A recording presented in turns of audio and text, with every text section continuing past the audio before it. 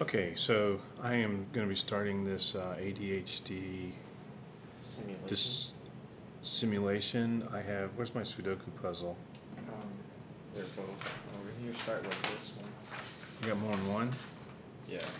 Okay, so what I'm going to be doing is I'm going to be watching an Adobe training video, and at the same time I'm going to be doing some other exercises like a Sudoku puzzle that I have to solve. I liked that other one first. Fine. Do it your way. And then I'm going to have some other distractions where I'm going to actually have to walk away from the video and just kind of think about from the perspective of what am I getting out of the video. So I'm going to get started. You're going to hear music as I'm doing it and stuff and talking on the video. Okay. Well, hi, my name is Dennis Radke, and I'll be your host for Adobe Beginner Classes. This will cover the ABCs of video. And in fact, as we look around, you can see one of our products already at work. This is Adobe Ultra CS3. This is a product that creates virtual sets and allows me to present before you in this fictitious or virtual environment. Well, our focus and my goal and hope is that we'll not only teach you and equip you how to use various products such as Premiere Pro, After Effects, Sound Booth, Encore, and a whole bunch more, but we'll get you excited with tips and tricks on how to do actual projects and work that you can use in your product productions. Don't worry, if I didn't mention your product, we'll be talking about a lot of other I was going to say, things watch like the video too. Adobe Audition 3 or perhaps Visual Communicator. So there's a lot to cover. And in fact, today's episode will be covering some of the very beginner or basic concepts. Over to my right, you'll see the screen, Adobe After Effects. That will be our first class. And I love to talk about Adobe After Effects. And this one will start at the very, very beginning. We'll give you an overview of the interface, as well as teach you one of the most fundamental concepts, and that is keyframing. We'll build from there as we go through these classes. Next up will be Sound Booth, where we'll teach you how to use one of the most innovative features about this new product called Sound Booth. We'll have the ability to create a soundtrack. It's one of the 5 tasks that make up Adobe Sound Booth CS3. Finally, we'll be going into Premiere Pro and reviewing one of the features that I really like. It's not a new feature, but it's one that I think is important to talk about, and so I introduced it on our very first episode. That feature is called Automate to Timeline, and it's a great way to easily and quickly rough cut a lot of information, whether it's photos or video, and bring it to the timeline. Well, I hope you'll join us and stay with us as we go through the ABCs of video and audio production with me, Dennis Radke, here on Adobe TV. Yeah, it's some girl in our class. But all right, you can see that we have Adobe After Effects CS3, and I thought for the very first episode that we'd get started at the very beginning.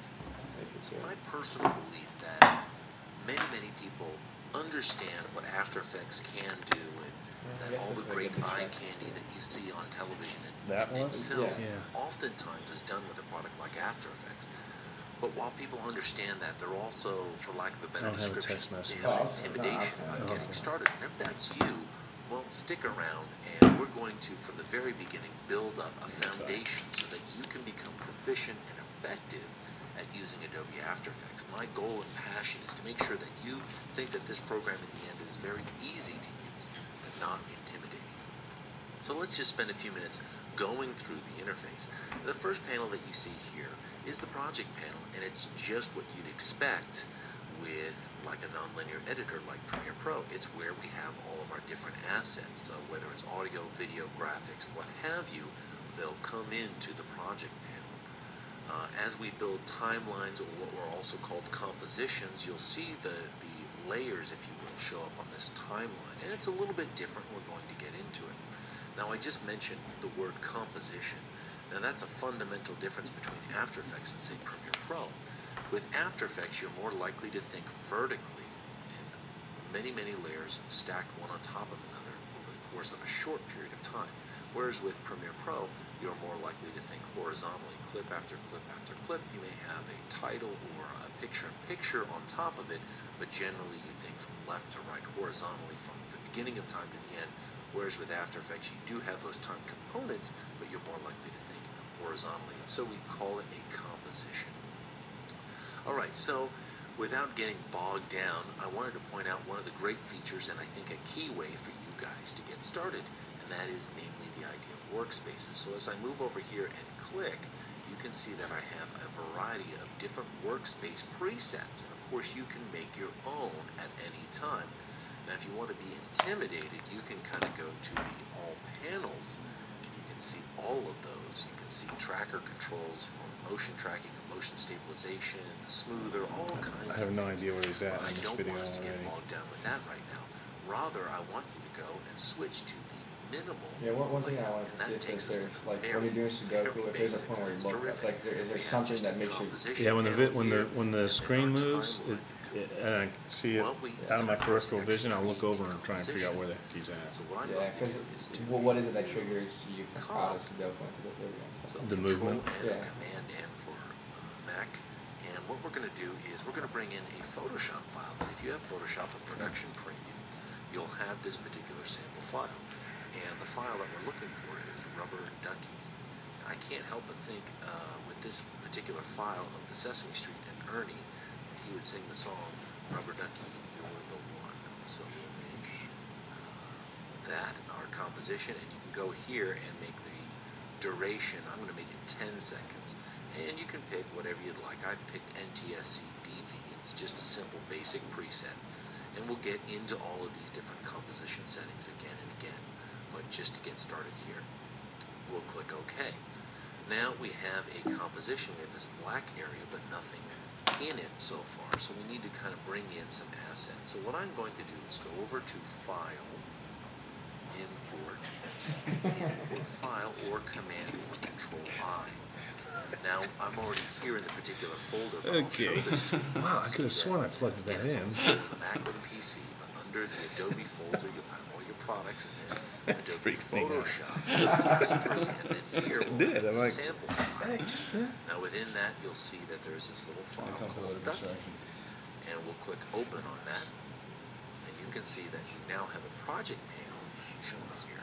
And let me just take another minute, since we're spending this time, to show how you can move panels around. And I can just click and drag this, and you can see that I have the opportunity to move things around. So when I let go, it's going to park it here on the left-hand side. So now you see it. Alright, so what we want to do is we want to take this Ducky file and bring it into our timeline or into our composition. And you can do it very simply by clicking and dragging this Ducky file into either the comp window, and you can see the outline right there, or down into the timeline window. And when you bring it down to the timeline, it automatically centers it, and that's probably good for what we're doing here. So there's our Ducky file. Now I talked about being able to communicate just the very fundamental principles, and that's the idea of keyframing. Well, what are we going to keyframe? Well, let's keyframe some of the basic properties of this file. Every layer in After Effects has several basic properties, and as I open up this little radio window, you see the transform properties, and I'm going to just thinking out loud right now, there is no way I could duplicate what he's talking about. If I would have to go try and do this, I think I would be able to get it normally. If I was watching the video and paying attention to it, and I probably would also, there would be certain points in the video where I'd probably be pausing it and going and looking at the application. But since I have all these other distractions, I go back and I'm like, all I know is he's been talking about a Rubber Ducky thing, and that's about all I can tell you. Let the Sudoku go for now, and we'll try just more like text messages and leaving. Actually, this is a good. I think this is a good, because if I have to get concentrated on this, I'm like almost completely tuning this out. Right. And then he'll say something, or I'll see something, and I'll go back and I'll look, and I'm like, there's total disconnect as to how all this was fitting together. I'm not getting it. I'll probably have to do this like 10 times to even get anything out of it.